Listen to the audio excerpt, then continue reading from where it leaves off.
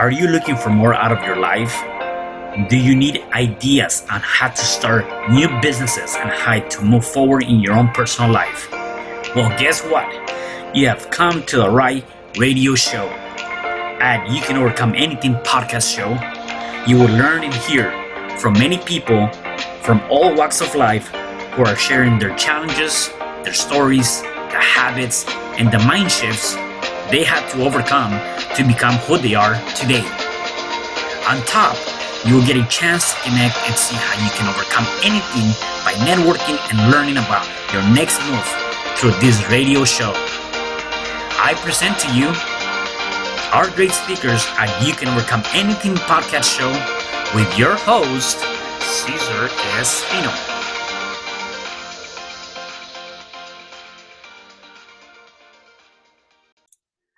Hello there and welcome back to another episode of You Can Overcome Anything podcast show. It is your host, Cesar Espino, and you can find me at www.CesarRespino.com.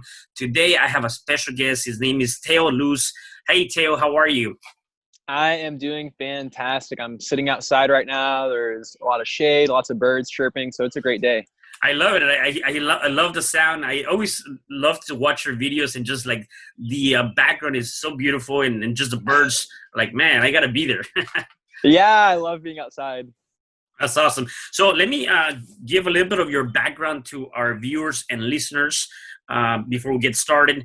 So Teo has been an entrepreneur since the age of 15. He has always had a passion for helping others transform their lives and always been able to find a way to create financial abundance for himself by doing so. Teo is in a mission to help people follow their dreams by creating a life they love. And this is pretty much your story. And so I want to tap into more of that. Before we get there, though, I want to know more about your background, your upgrowing. Where are you originally from and how is your upgrowing as a kid? So I'm from Fayetteville, Arkansas, which is Northwest Arkansas. And that's actually where I'm at right now. I spent the last 8 years living near Austin, Texas, and I recently moved back due to the COVID-19 stuff, just to be closer to family and whatnot. And so Fayetteville, Arkansas is a really unique place because it is just this area in general, very business oriented. This is the headquarters of 3 of the world's largest companies. This is where Tyson Foods is headquarters, the largest meat producer and supplier in the entire world. This is where Walmart is headquarters. That is where they started.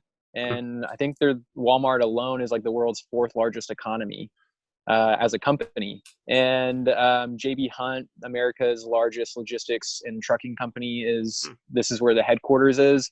And the University of Arkansas Masters of Business Association has one of the best business programs in the country.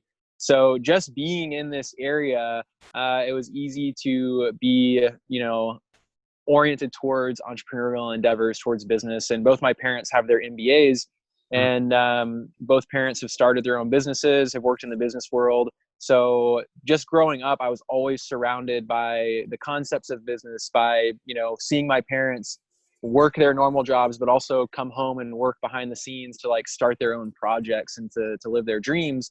And always, dealing with that kind of environment. So to me, it was, in my mind, where I'm at now, this is kind of just the natural progression that I saw my life taking. Like, it isn't a surprise that I'm an entrepreneur. Yeah, right.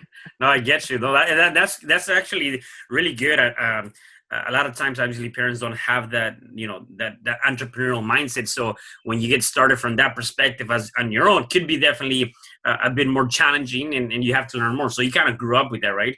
Which is pretty awesome. And what about, just like some maybe things that you had to overcome growing up? Were there any kind of obstacles that you face in your journey? Oh, plenty. One of the big ones was early on when I first was in high school. I wanted to go to college to get a business degree, an international business, something like that. And I think the biggest hurdle I had to overcome in my own mindset was thinking that I needed a business degree to do business. And I think, a lot of people feel like they need some sort of certification or some sort of degree or something, a piece of paper that says you can do business. And once I got over that, I went to college for something completely different, not business related. And I think once people can get over that and just realize that the way business was done in the past and the way we're doing it today has totally shifted. And even a lot of the concepts they're learning in college are not applicable to what most entrepreneurs are actually doing. It's more applicable to like macroeconomics and running large scale companies. It's like, if you want to be a CEO or go into marketing for a massive corporation, yeah, that's great. Go to business school. But if you're trying to be an independent entrepreneur, business school might not be the best route. So getting that concept out of my head that I had to have an MBA to be able to be an entrepreneur was a big obstacle to overcome. But here we are. Yeah, no, that's awesome. And, you touched on that, the mindset. And I think that in many different aspects, that's so critical, whether you're an entrepreneur, whether you're just, working for somebody else, whether it's just really your own personal life. Let's talk about that for a second, in terms of the mindset and some of the dynamics of why it's so critical to really, like you said, get that concept out of your mind and understand that it's actually something different. So let's talk about the concept of how critical it is to, work on your mind, program your mind, and how that all works together. Yes, no, this is super critical. And so I think I have a leg up over most people in the entrepreneurial world, having a yoga background and doing a lot of meditation, a lot of mindfulness practices, a lot of like, practices to enhance my focus and to alter my mindset consciously. And so the number one thing I deal with when I'm helping others to be successful, when I'm coaching yoga teachers, yoga trainers, when I'm coaching people on how to grow their business and things like that, the number one thing is mindset.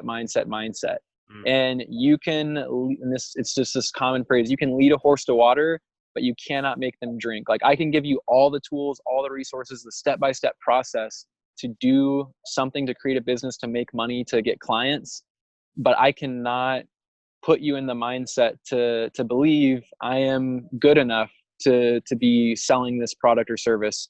My time is worth X amount, and this is what people should be paying me. I'm confident that I can get results for people because I've seen it work on myself and work on others. And so that's honestly the biggest obstacle that I would say everyone faces. And even today, to this day, those are things I still have to work on myself whenever I'm trying to get to that next level or go to do something new with my skills, is overcoming those ideas of, well, who should listen to me? What makes me the expert? Who am I to charge this much money for my time? And can I really help people the way I say I can? And if people can get over those obstacles in their mindset, then all of a sudden the path becomes infinitely more clear, a lot easier to walk, and things just get better.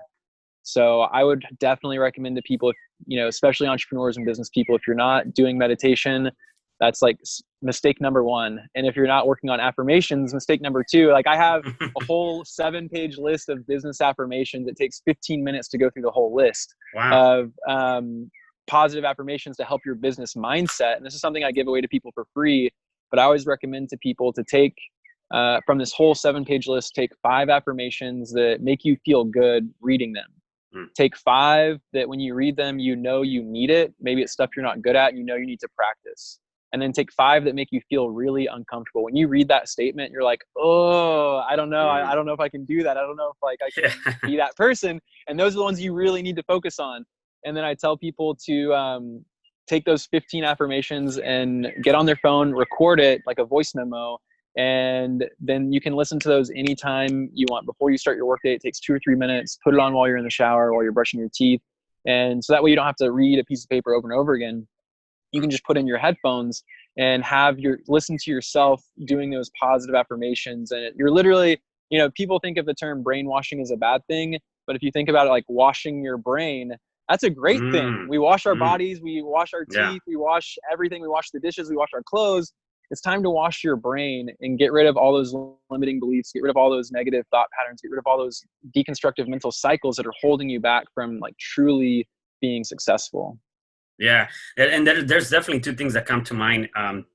One, is if you're not programming your mind, then somebody else is programming your mind for you, right? Oh So, yeah.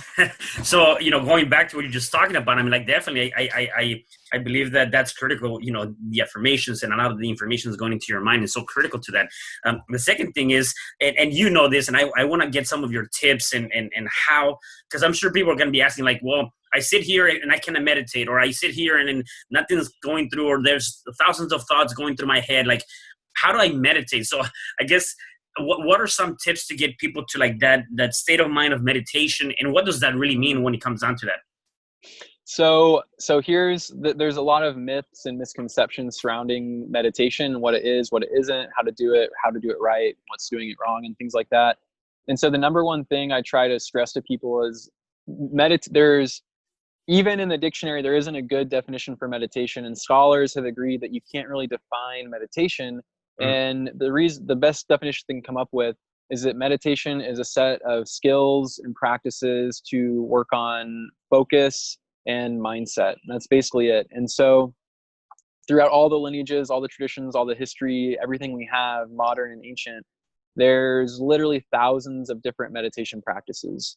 And so people have the idea that meditation is clearing your mind and making all your thoughts turn off and being quiet. And that's just one style of meditation. That's Zazen meditation. It's very rigorous. It's very structured, very specific on how you do it. But that's just one out of the thousands of types of meditation. And so when people say they can't meditate, I say, well, you just haven't found the right meditation. You just didn't find one that you like, that you resonated with. And when it comes down to it, the main thing to focus on is that all you're trying to do is master where your attention is going and your ability to focus.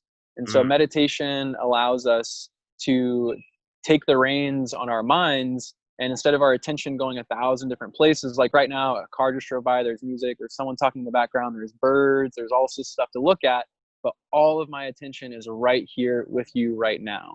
I'm not thinking about the ebook I was just writing that I didn't finish. I'm not thinking about the email I didn't send out last night because I was too tired. I'm not thinking about what I'm going to have for lunch. I'm thinking about what meditation is. And then the focus aspect is being able to take your focus. And most people are just using a shotgun blast. They're just throwing their focus out there, and they're not getting the results they want out of the work that they're doing. Things are taking longer. They're getting distracted. And so with meditation, you can turn your focus into a highly targeted laser. So when you say, I am going to do this, like that is the only thing you're focused on, and you will get it done quickly and efficiently without distraction, without, stopping.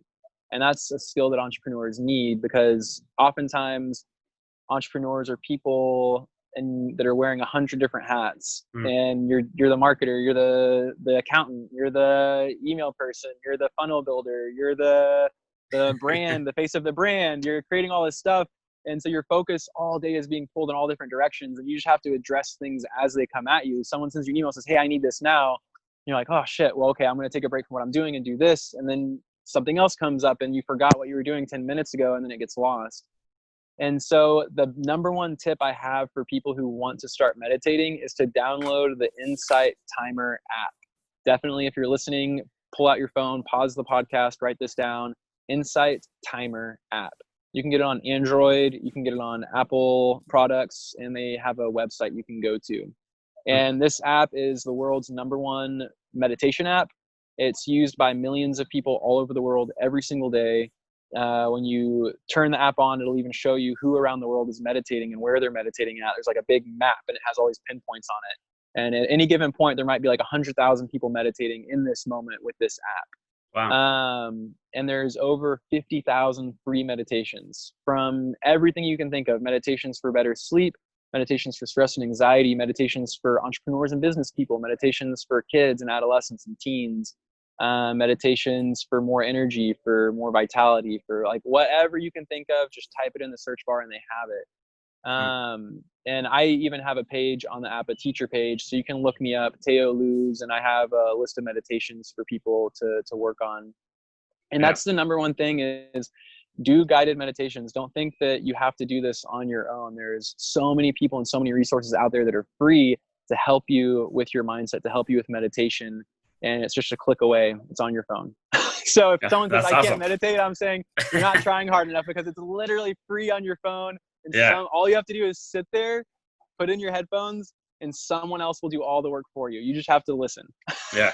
No, yeah. A couple of things that comes to mind with that is that, a lot of times we as people tend to create excuses or create obstacles, right? Like, again, Mm-hmm. this here is like, it's great, right? Like, people think that, well, I don't know how to meditate. I don't know how the tools. I don't have the resources. And like you mentioned, there's so many different things that we can do, people, resources, that is really at our, your hands rich, exposed to us. And we got to be able to just not, look at those excuses and more so take action on creating something and just going with that, which And I leads. know, yeah, Uh-huh. entrepreneurs are better than that, because you don't just sit there and say like, oh, I don't know how to do sales, I might as well just not sell anything today. Or like, oh, I don't know how to write email copy, I might as well not ever send an email out.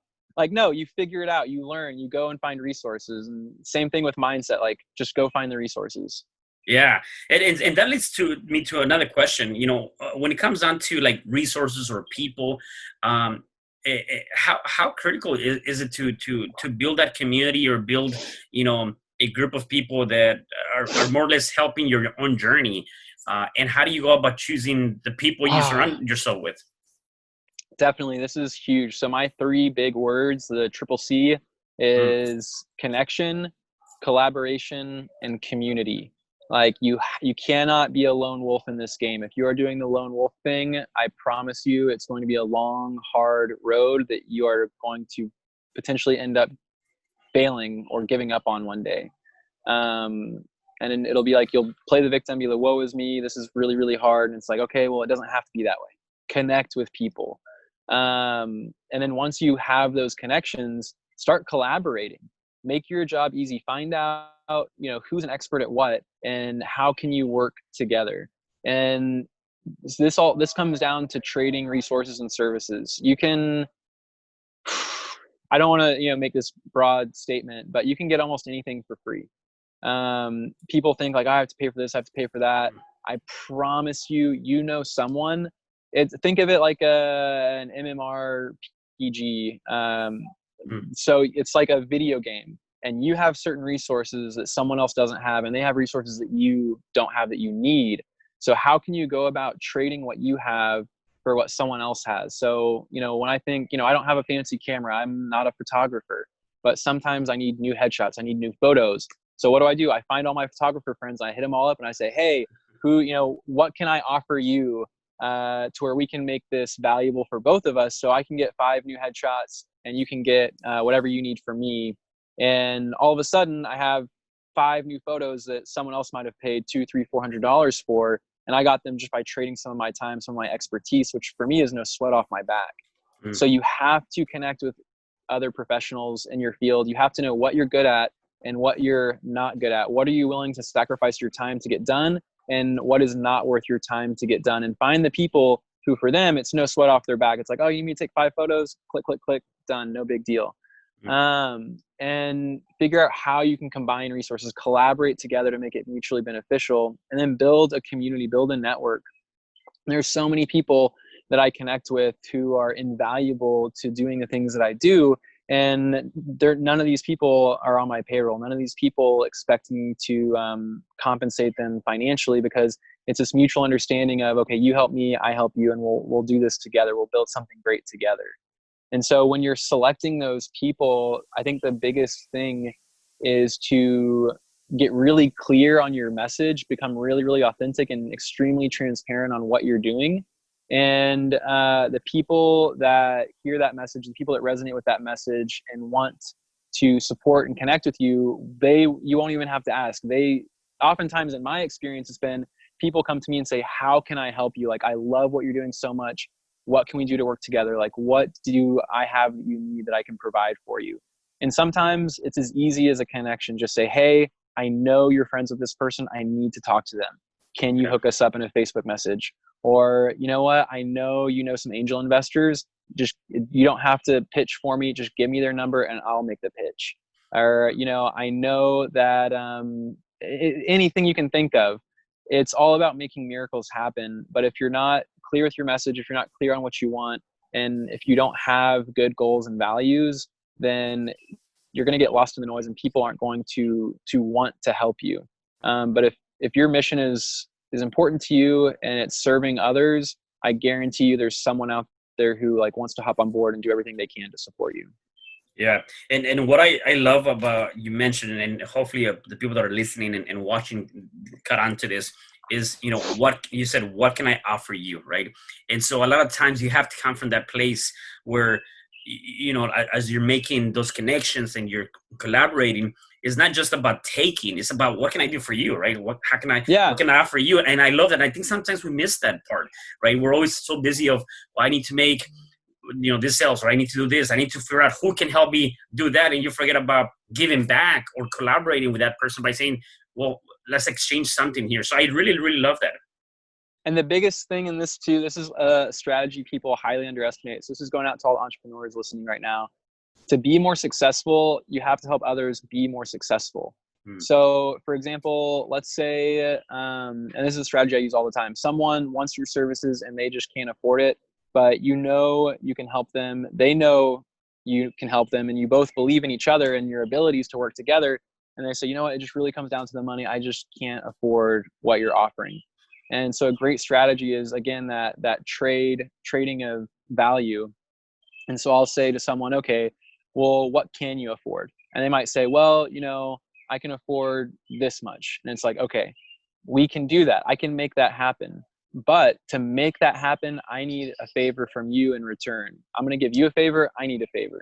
I need you to, and let's say, depending on how much you mark off your price, like find a point, like you are not willing to go below X amount, meet them there or somewhere in between, and then say, okay, if I meet you here and if you promise that you can do the work, this is what I need from you. I need you to give me 5, 10, 15, whatever your number is, qualified leads for this product and service. Just like this is valuable to you, I know that you know other people in your network, in your community, your friends, family, coworkers, colleagues, people you're connected to on social media that would also find this service or product valuable. So what I need you to do is make a list of the however many people, the 5, 10, 15, 20, and I need you to connect us directly.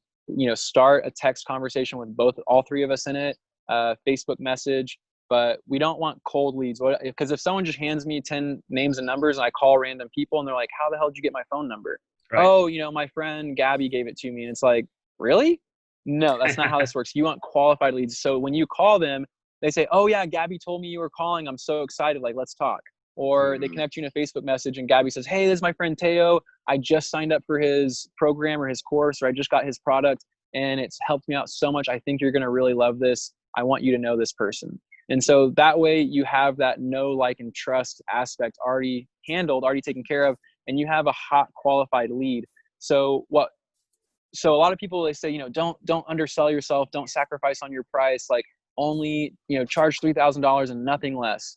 It's like, okay, well, if I cut my price in half and I charge this person $1,500 for the service and they give me 10 leads and I have a high conversion ratio, I know I can convert. If I get on the phone with someone, like I will convert them into a sale. I am a killer on the sales floor.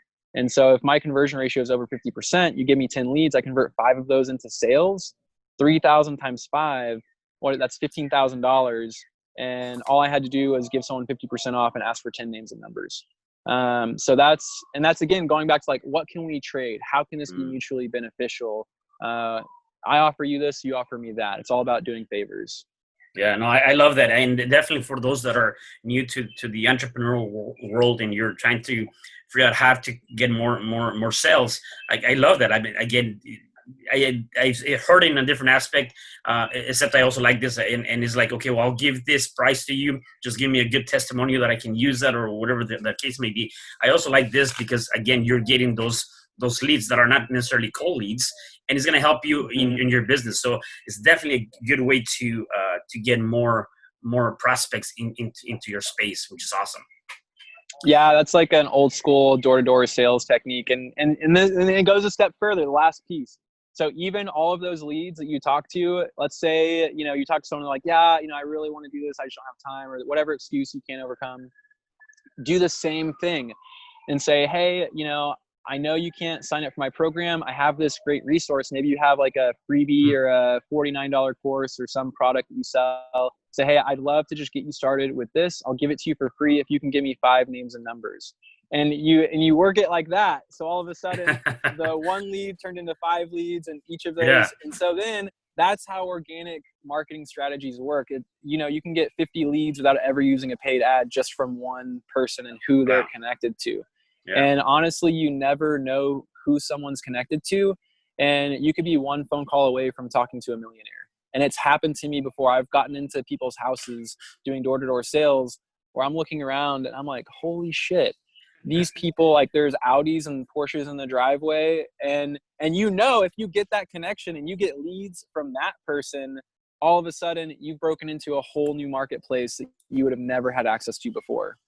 Yeah. Wow. Yeah. That's amazing. And sometimes it just takes that one connection to really change the direction of your business too. Right. So, that's definitely something. So let me ask you this: what are some, if you were to go back in your journey up until this point, what are 3 major lessons that you've learned? I don't see things as failures, or mostly either lessons or an educational experience, right?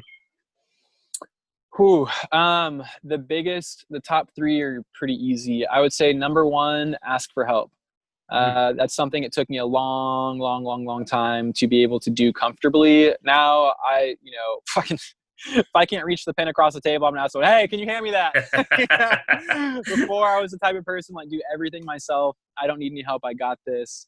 Yeah. But I mean, it's just proven you have to ask for help, especially with things you're not good at. Find someone who is good at it and get them on your team. The next thing I would say is delegation. So not only ask for help, but get other, if there's other people that can do the work for you that are happy to do it, let them do it. People love being part of a team. People, especially if you're the leader of a team, people love it when you allow them to do something that normally is only reserved for you, because it makes them feel more special. It makes them feel like, wow, this is like his big thing, and he's letting me take control of it. And what goes along with delegation is get rid of your perfectionism. And this is still a thing that I struggle with today, is letting go of it being perfect. It's better that it's done. Done is better than perfect, because at the end of the day, and this is something I was on the phone with someone with yesterday, and it just like drove me crazy. I was like, so did you finish your marketing campaign for your workshop? And the person said, no, I spent 10 minutes trying to pick a background image, and then I had to like go do something else. I was like, what the like, what?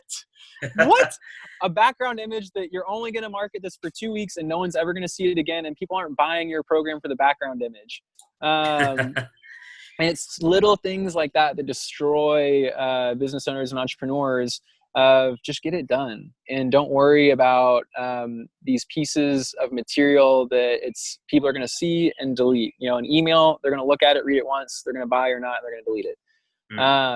So definitely ask for help, delegate, don't worry about perfect, worry about getting it done. And number 3 is learning, continual, constant learning. I didn't take that seriously enough early on in my entrepreneurial career, and I encountered a lot of obstacles that set me back. I made a lot of mistakes that set me back. And even to this day, I'm constantly learning new stuff, because the world that we're in today is constantly evolving at a super high speed. And so if you're reading someone's, Facebook organic growth strategies from 2016, that shit doesn't apply anymore. That's not what's working anymore. And if you're relying on old information, or what you learned 5 years ago about how all this stuff works, chances are you're going to get left in the dust. So anytime someone's doing some new course on the new Facebook, Instagram algorithm, or on the new ad strategy or the whatever, if it's free, I definitely grab it every single time. And I look at the people's ads that are working, people who are getting thousands of clicks on their content, their material, and I immediately sign up for their email newsletter, because I want to see, okay, what email sequence are they using? How are they doing this? I want to reverse engineer this. And anytime someone offers an incredible deal for their course, like the Billie Jean marketing course, for his birthday last year. I'm on his email list, and I don't read 99% of his emails. I just throw straight away, but I'm waiting for those golden emails. And on his birthday last year, if you were on his email list, he sent out an email saying, "It's my birthday. I just want to give everyone a gift." My entire catalog, my entire library, that's normally worth $4,000, $5,000, today only for 24 hours is $50. Wow. I got the entire Billie Jean marketing kit for $50. And that has happened multiple times where I've gotten these programs for like, a $6,000 course for a couple $100 because I was just on their email list and I was just waiting for them to send that stupid, crazy offer. So learn, and pay for good information. Pay for it. It's valuable. Yeah. And going back to the perfection and Jim Rohn talks about don't spend major time on minor things. And sometimes we as entrepreneurs, we do that. I remember when I started this podcast, as a matter of fact, it was like, what am I going to call this podcast? Like I was like worried about the little things here and I couldn't get started because again, I was spending so much time on a stupid name that I'm like, you know what? Let me just call it like my book and let's get it over with and start recording, start doing the interviews. And again, I'm like, I can always go back and change it if I need to, right? Yeah. Yet I was spending a lot of time, major time on minor things, right? So I see that being a huge, for sure, at least in my life, it's been a huge obstacle that you got to be able to realize that, don't be, perfection. If you're looking and working for that perfection, you're missing out on a lot of opportunities, right? I mean, obviously you want to get as close as you can. You don't get too hung up on that because that happened to me multiple times, from that perspective.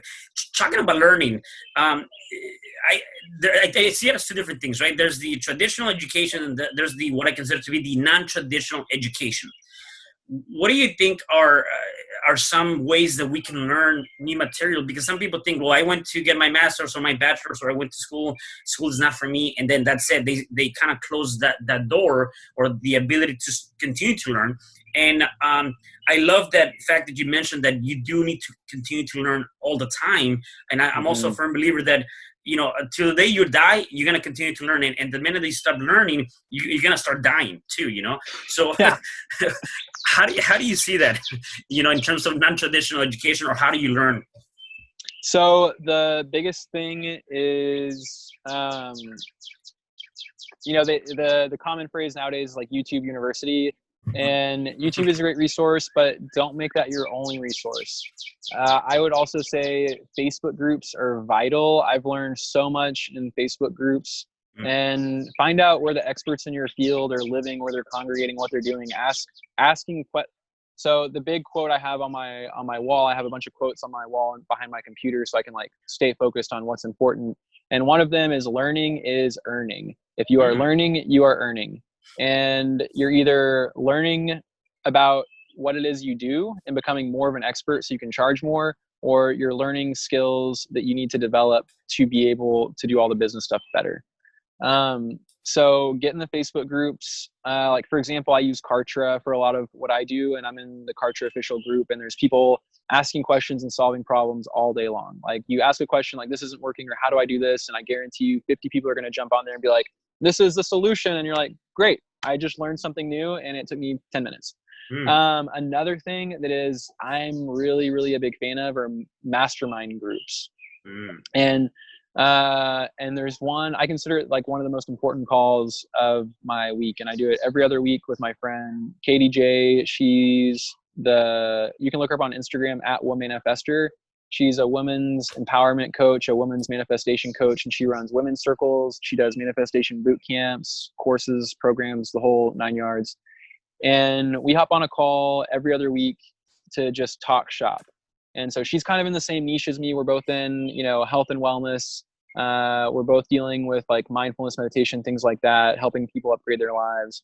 And we're both doing, courses, programs, coaching, whatnot. And so we hop on the phone and we talk about what's working, what's not working.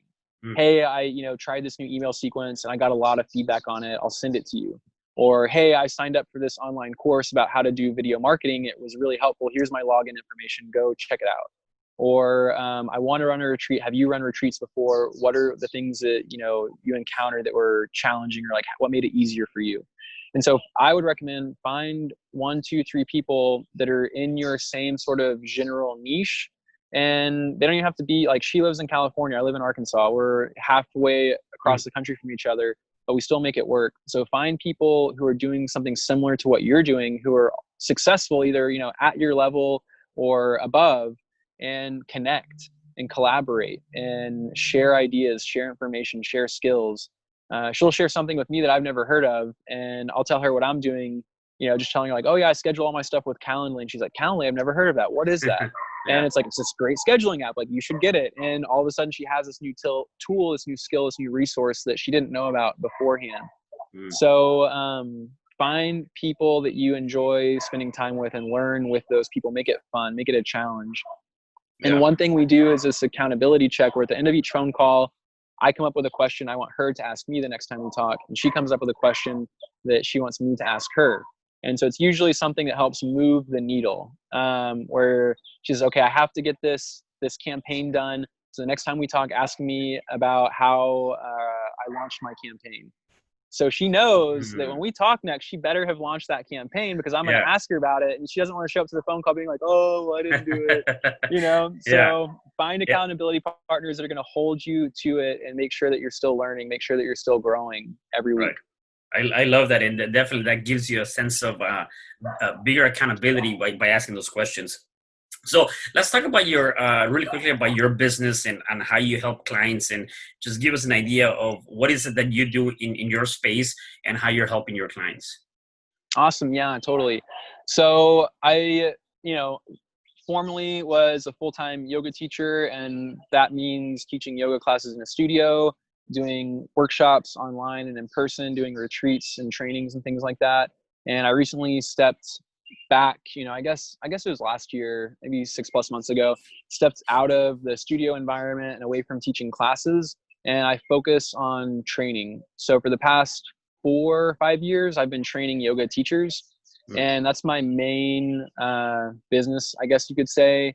And I train people that want to be yoga teachers. We go through this whole, depending on how we do it, either a 3 to 6 month process, or we can do an intensive program that lasts a month. And by the end of it, they become yoga teachers. And so I take that a step further, because being an entrepreneur, I have a lot of skills that are highly coveted by, anyone who's doing any type of business. And yogis in particular are not business oriented. They are yoga oriented. They are self-help oriented. They are, feel good. Let's talk about our feelings and just like make the world a better place. Let's be of service and all this stuff. So after I've trained yoga teachers, I take them through a business program, and anyone's welcome to join. I can work with anyone around the world, any yoga teacher. And I basically give them a boot camp, an 8-week boot camp, on everything they need to know to operate successfully in the yoga world, to set themselves apart from the crowd, from all the noise, to highlight themselves and position themselves as expert authorities, as leaders in the yoga world, so that they can step out of, because in the yoga world, there's this myth that, you can't be successful, you can't make money.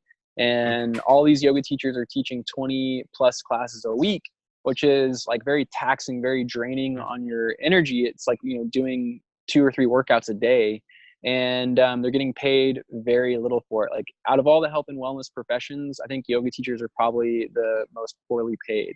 And all yoga teachers accept that. They just accept, okay, I'm going to be a yoga teacher. I'm not going to get paid well. I'm going to work my ass off. And that's just how it works.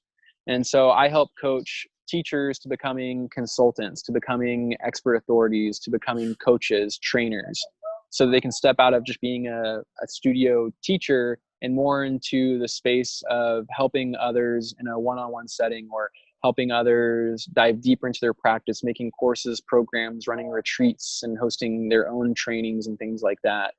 And that's my main focus right now. And you can find information about that on my website. Just type in teo.luz.com. And there's an academy button, or you can type in teo.luz.com/the-academy, and you'll find it. And that'll give you links to my yoga teacher training programs, my business boot camp program for yoga teachers. And I also help yoga teachers start their own membership channels online. So a lot of teachers are trying to transition online right now. and my new company, we build out membership channels so that you can have your very own private membership where people pay you monthly to get access to your exclusive content. So those are the three categories I'm in right now: the yoga teacher training, the individual business coaching, and then the membership channels.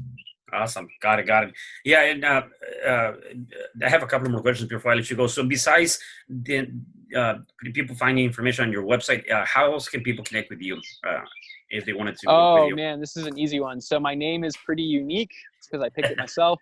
And so if you just type in Teo.luz on Google, you will find everything there is about me. You will find my Spotify. You'll find my Insight Timer page. You'll find my Medium blog articles. You'll find my social media, my Instagram, my Facebook, my TikTok, everything. And I think it's all the same name. It's, if you type in on Facebook, Instagram, TikTok, YouTube, any social media, iam.teo.luz, you will find me. All right, awesome. And in terms of one thing that I can see, and watching you and seeing a lot of videos, there's a lot of positivity going on, and obviously you're a yoga instructor, so and you do a lot of that meditation. Besides that, are there any specific things you do on a day-to-day basis to put you in this positive state of mind? And what is that? Totally. I thrive on sunlight and being in nature. So every day, even if it's just to take a 15-minute break from the computer, I'll go outside and take a lap around the block. I'll go walk outside. I'll just come sit here in the backyard and listen to the birds, lay down for a minute. So nature is critical for me. And then really connecting with other people on a regular basis. So having those heart-to-heart conversations with friends, reaching out to loved ones on a weekly basis, and doing Skypes or Zoom calls or FaceTime sessions is really important to me. And then self-care in whatever form that takes. Some days it's just sitting in the bath for an hour. Some days it's just watching a movie with my dad. Right now we're trying to go through the whole Avengers Chronicles in sequential order. There's like a specific order you're supposed to watch them all in. Oh, I didn't know that. Okay. Oh yeah. And it makes way more sense when you do that. So we're doing that right now. And then sometimes it's journaling. Sometimes it's just like going out and, not working for a few hours and saying, you know what, it's a beautiful day.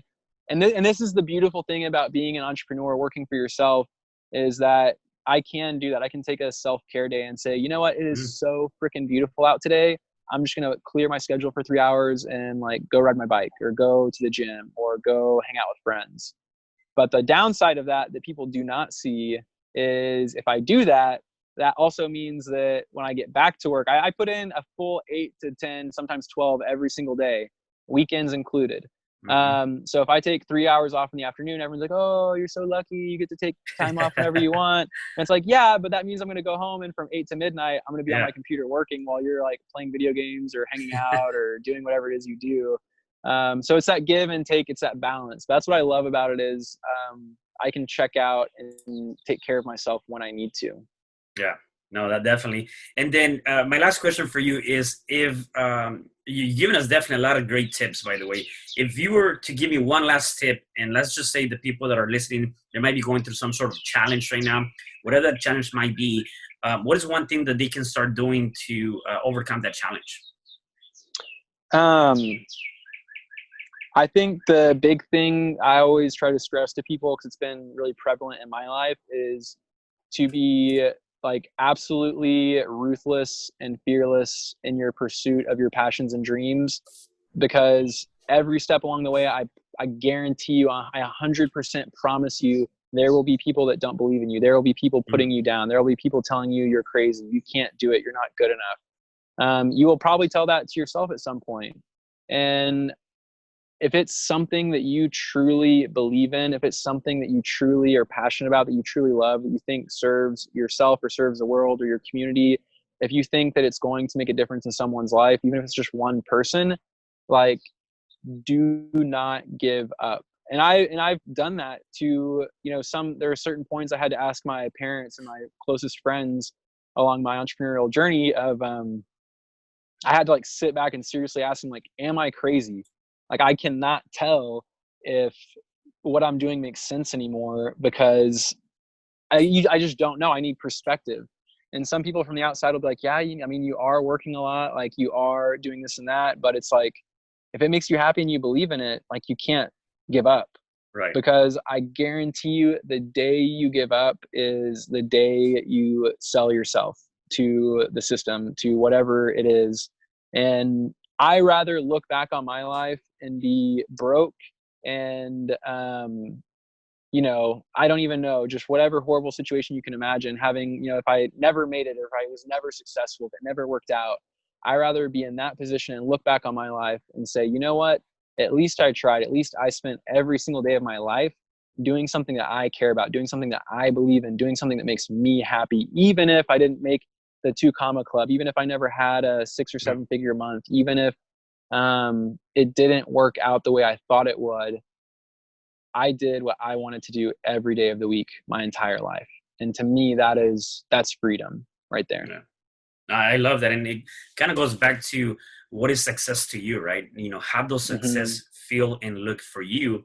And you know, for different people, it's different things. People measure that through monetary aspect, and I tend to believe that is more like your happiness, how you feel, and how, you know, that makes you feel. So whether that means you have $1 million or you have $1 to your name, it doesn't matter. If you're happy, to me, that's success, right? So yeah, definitely. Teo, anything else that you want to share with our listeners and viewers before I let you go? Just remember that if you have a dream, you can overcome anything. You could be the very next, you know, mythic character in the entrepreneurial world that is just like everyone looks up to you and says, wow, they did it. We thought it would never happen, but they did it. Think about all the people in the business world today, all the sob stories, all the, you know, I came to this country with a nickel and now I have millions of dollars in multiple companies. That could be you, but you'll never know if you don't try. Yeah, exactly. And as you said earlier, don't give up, just keep pushing, keep moving forward. So I love that. So Teo, thank you so much for being here and taking the time to speak to us and sharing your knowledge with us. Really appreciate that. Thank you for having me. This has been a great conversation. I loved it. Awesome. And for the rest of you guys, please do me a favor. Make sure you check us out on every platform that you listen to your favorite podcast. Please make sure you comment, subscribe, and like this video. And we want to hear from you and your comments. So until next time, I'll see you at the next episode of You Can Overcome Anything podcast show. Have a good time. Bye. Hi, I'm Cesar Espino, real estate investor, business coach, and consultant, and author of the book, You Can Overcome Anything, Even When the World Says No. My number is 424-501-6046. In my book, I talk about making the necessary changes to shift your mind for prosperity and certainty. Pick up your copy at Amazon. I also love helping families with their real estate and can purchase your house fast and all cash. Follow me on Instagram, Facebook, and LinkedIn. My number is 424-501-6046. Thank you for having me today. I am so glad you tuned in to this podcast. You can find me at Spreaker.com, where you can like and subscribe. And to learn more about myself and my services, you can find me at www.CesarRespino.com, or you can also find me at Facebook under Cesar R. Espino. Once again, thanks for joining me. I am looking forward to having you at the next episode, and know that you truly can overcome anything.